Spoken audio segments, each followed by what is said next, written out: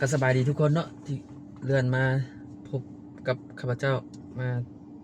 พบกับคลิปนี้เนาะเอ่อก็เองก็สิมาเว้าประสบการณ์เล็กๆน้อยๆเนาะที่ว่าก็ผ่านไป3ปีกับอีก3เดือนละที่ว่าค่อยไปเฮ็ดเวียกเกษตรอยู่เกาหลีแล้วก็กลับมาจนฮอดปัจจุบันนี้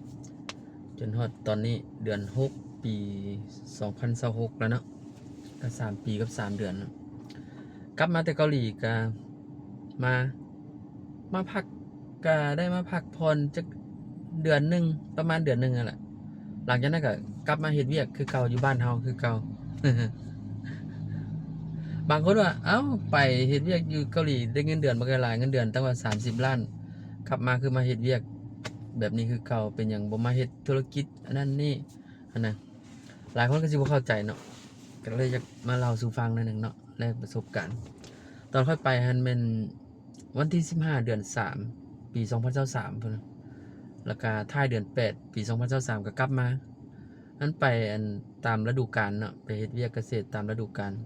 5เดือนตอนนั้นต่อบ่ได้เด้ครบ5เดือนแล้วมันได้กลับบ่คือตอนนี้เดี๋ยวนี้นี่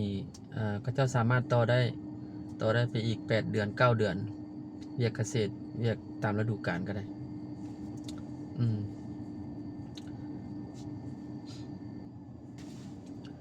ตอนค่อยไปหันก็เงินเดือนนะเงินเดือนยังตอนนั้นก็ยังได้30ล้านเลย30ล้านเพราะว่าตอนนั้นก็เป็น2ล้านวอน2ล้านวอนคันรายเป็นเงินกีบก็ถึงอยู่30ล้านเดี๋ยวนี้ปี2026แล้วก็เห็นหมู่หลายคนไปเงินเดือนก็ยังซ้ำนั่นแหละเขาเจ้าก็ยังว่ายังได้30ล้านก็บ่ได้หลายเนาะยังได้30ล้านอยู่คิดว่ามันจะขึ้นถึงแต่ว่าอยู่แล้วแต่ละฟาร์มก็อาจจะบ่คือกันเนาะบางคนก็อาจจะได้หลายกว่าหั้นบางคนก็ได้40ล้านก็อาจจะมีเนาะสำหรับเวียกเกษตรเวียกตามฤดูกาลหลังจากกลับมาแล้วก็เงินมันก็สิเหลือเท่าไหร่เนาะเงินเดือน30ล้าน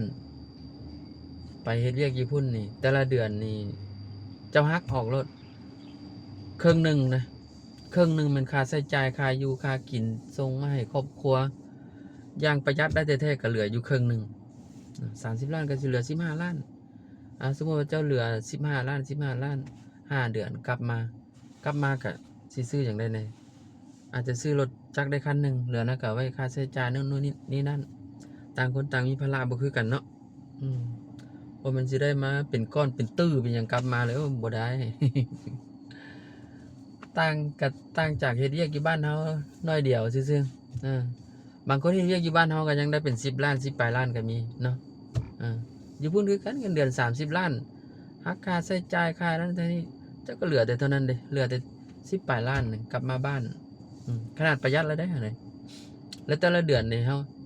า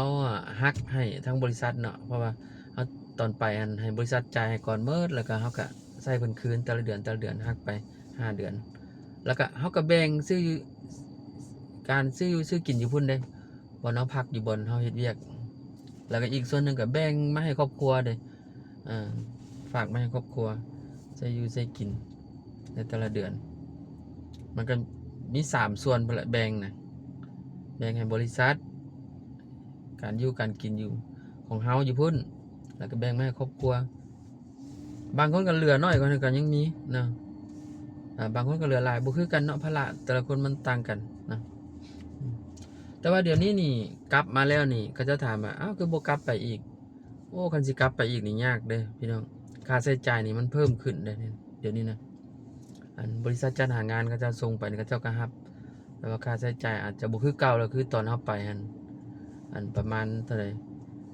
42ล้านนะตอนค่อยไปนะค่าใช้จ่ายค่าเดินทางรวมหมดทุกอย่างนั่นแหละบริษัทเพิ่นออกให้ก่อนแต่ว่าเดี๋ยวนี้นี่คือสิหลายแล้วแหละจักฮู้แต่ว่าเพิ่มขึ้นหลายขึ้นแต่ก็บ่ฮู้ว่าแน่นอนเท่าใดเนาะคันจะกลับไปเดี๋ยวนี้บ่ทันแล้วเนาะบริษัทเพิ่นบ่รับแล้วอายุกายแล้วนะ40เพิ่นรับตั้งแต่อายุ44เนาะบ่เกินอายุ18ปี44ปีบ่เกินนั้นสำหรับไปเรียกเกษตรตามฤดูกาล มีแต่เอ่อเฮาอยากคันไปอีกนี่อยากไปเฮ็ดเวียกอุตสาหกรรมดีกว่าไปเฮ็ดเวียกอุตสาหกรรมนี่อยู่ได้หลายปีเนาะแต่ว่าอุตสาหกรรมนี่คันสิไปได้นี่ต้องไปเรียนก่อนเรียนจบสิ่งได้แล้วถึกนายทุนอยู่เพิ่นอยู่เกาหลีเพิ่นเลือกแล้วจึงได้ไปอืมอันนั้นก็จำกัดเรื่องอายุคือกันเนาะอันนั้นเพิ่นก็รับเข้าไปเรียนตั้งแต่18 ปีหาจักปีหา25 ปีนี่เนาะตามยินมาตามเบิ่งข่าวเนาะอืมก็จังได๋กลับมาอยู่บ้านเฮาเวียกอยู่บ้านเฮาก็มีหลายเดี๋ยวนี้เนาะกลับมาเฮ็ดเวียกเบิดเวียกอยู่บ้านเฮาแต่ว่ามันไผมีเงินไขไปก็ไปก็ดีได้ประสบการณ์หลายอย่างได้ประสบการณ์หลายอันหลายแนวนะอืมคันแม่นไผอยากไปก็ติดต่อหาบริษัทจัดหางานมันก็หลายอยู่บ้านเฮาเนาะเข้าไปเบิ่งอยู่เฟซอยู่หยังก็ได้พิมพ์ค้นหาบริษัทจัดหางานบ่อึดก็จะส่งไปรับตลอดเนาะอืม